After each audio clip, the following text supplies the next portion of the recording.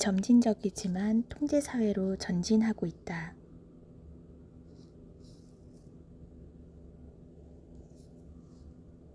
기독교의 역사는 부흥과 박해가 반복했던 역사다. 그러나 구약 시대에는 종교적 박해가 신약 시대보다 심하지 않았다. 이세벨이나 에피파네스의 만행이 있기는 했지만 구약의 심판은 이웃나라 간 전쟁으로 인한 것이 더 많았다. 신약 시대에 이르러 양상이 바뀌며 종교적 박해가 증가했다.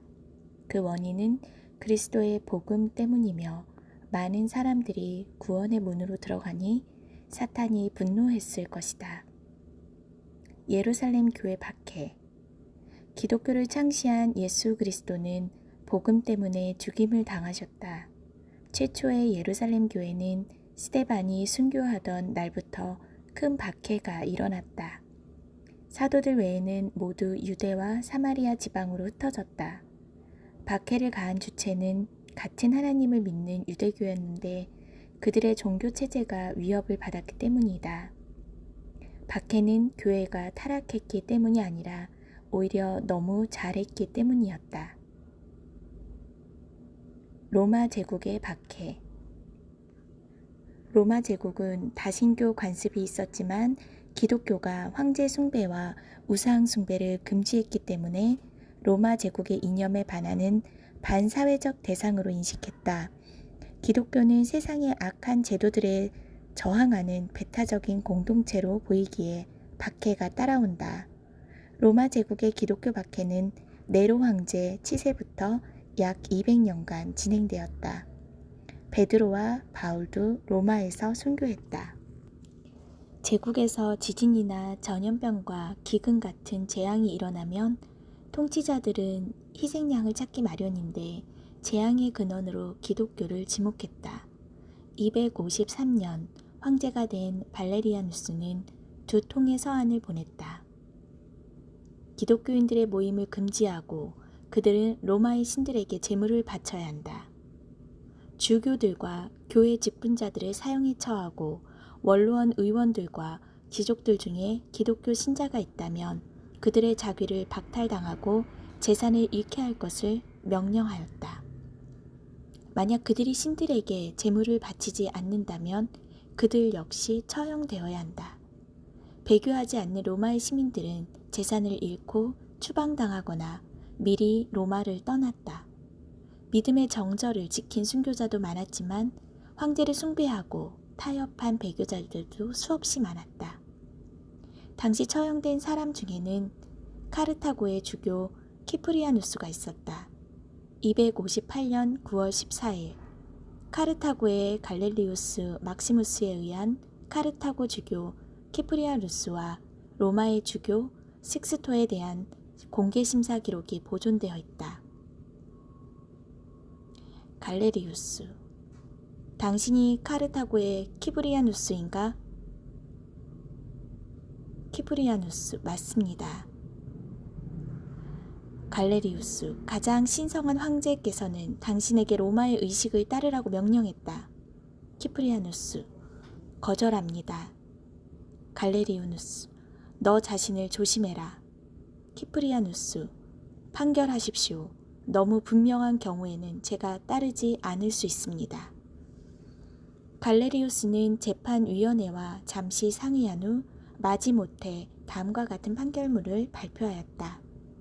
갈레리우스, 너희는 오랫동안 비종교적인 삶을 살았고 불법적인 모임에 많은 사람들을 끌어모았으며 로마의 신들을 공공연한 적이라고 공언하였다.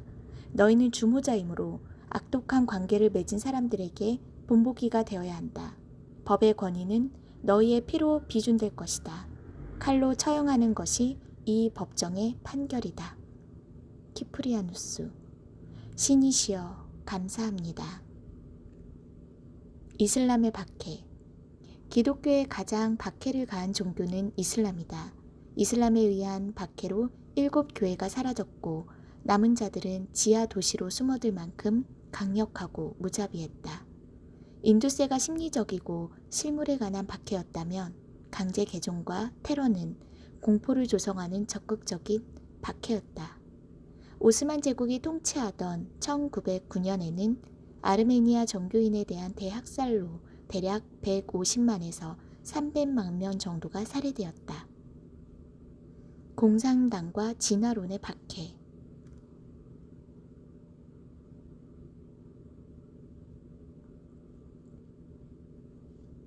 종의 기원은 1859년 출판되었고 마르크스의 자본론은 1867년 발행되었는데 약 160년 전이다. 공산주의 사회의 실현을 목표로 하는 공산당은 그 자체가 종교이기 때문에 무신론 종교다. 그들은 종교를 인민의 아편으로 보는데 북한과 중국과 베트남에서 교회를 탄압하는 것으로 증명된다. 최근 사회주의 바람을 타고 나무위키 같은 곳에서는 이 문장이 오역이라고 주장하기도 한다. 중국에서 교회는 지하로 들어갔고 북한에서는 건물로 된 교회가 완전히 사라졌다. 전 세계적으로 공산당에 의한 모든 사망자는 약 1억 명이라고 한다. 진화론이 등장한 후 교육계와 유럽의 기독교는 큰 타격을 받았고 교회를 텅 비게 만들었다. 교육계에서는 진화론에 반대하면 박해를 받고 자리에서 쫓겨나기도 한다. 음녀 바벨론과 세속화. 현대 이데올로기의 기류는 하나님을 모든 시스템에서 제거하는 것으로 요약된다. 기독교의 박해 역사는 도전에 대한 응전의 역사였으나 현대의 도전은 응전하기 어렵다는 데 있다. 그 이유는 그들이 자발적으로 시스템에 합류하기 때문이다. 하나님이냐 세상이냐. 고상하고 품위 있는 처신은 어정쩡한 처신으로 결정을 유보하는 방법을 쓰는 것이다. 이전 시대에 일어난 모든 박해는 외부에서 온 것이 대부분이었으나 이제는 그들의 삶에서 스스로 하나님을 변두리로 몰아내고 있다. 교리적인 순결만을 강조하다 보니 박해도 피하고 사랑의 실천적 행위도 소홀히 하고 그리스도를 향한 헌신적인 사랑도 점차 식어져서 촛대가 옮겨지고 말았다. 결국 현재의 박해는 교회의 타락에 대한 심판의 전조이자 알곡과 쭉정이를 분리하는 기질이다. 방역 당국의 박해. 마지막 때로 접근할수록 박해의 범위는 대륙의 한 모퉁이에서 지구 전체로 확장된다. 성경에서 산은 지구의 사방을 의미하는데 지구 전체를 상징한다. 넷째 인에서는 전염병이 발생하는데 4분의 1에 해당하는 땅의 주민들이 사망한다. 전염병의 광풍이 전 세계에 몰아쳤다. 다시 말하지만 역사는 반복되다가 종말로 간다. 사악하고 가증한 방역 당국은 로마 제국처럼 예배를 금지하고 공산당처럼 교회의 문을 닫게 했다. 평화와 안전을 말하는 자들에 의해 교회로 불어온 박해의 바람은 7년 환란 전 마지막 박해이기를 기대한다. 내 천사가 땅의 네 모퉁이에 서서 땅 사방에 불어오는 바람을 붙잡고 있다. 사방의 바람은 온 땅에 임할 재앙과 환란의 바람을 나타내고 있다. 이 바람은 지구적이고 전 세계에 걸쳐 부는 엄청난 재앙이다. 내 천사가 땅과 바다를 해칠 수 있는 권한은 6째 인이 끝난 다음에 주어진다. 아직 그들이 내 바람을 붙잡고 있는 것은 하나님께서 택하신 자들을 인치시고 분리해야 하기 때문이다. 짐승 거짓 선지자의 박해. 마지막 박해는 정치적 메시아로 온 짐승과 거짓 선지자에 의한 최종적인 재앙이다. 두 짐승은 땅에서 하나님의 이름을 부르는 남은 자들을 멸종시키는 것이 목적이다.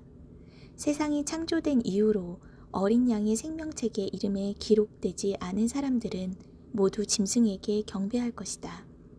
성도들이 목숨 잃는 것을 겁내지 않는다면 인내와 믿음으로 순교하여 구원받을 수 있을 것이다. 7년 환란의 또 다른 목적은 지구에서 모든 악을 청소하는 것이다. 요한계시록은 전체가 종말을 다룬 유일한 책이다. 계시록의 해석은 미래에만 적용하는 것이 아니라 현재에도 적용할 수 있어야 한다. 계시록을 읽는 사람과 듣는 사람들과 그 안에 기록된 것들을 지키는 사람들은 복이 있을 것인데 현재를 살아가는 사람들에게도 해당된다. 카이로스의 때가 가까이 왔기 때문이다. 우리 세대의 계시록은 어떤 의미가 있고 어떤 사건이 성취되는 중인지 눈여겨보아야 한다. 하나님으로부터 통제받는 사람들이 있고 세상의 지시를 따라가는 사람들이 나누어지고 있다. 사탄과 불의한 자들은 만국을 속일 것이지만 신실한 하나님의 백성까지는 속이지 못한다. 딥스가 여러 가지 해법에 대한 실험도 하고 방법을 고심하는 것처럼 보인다.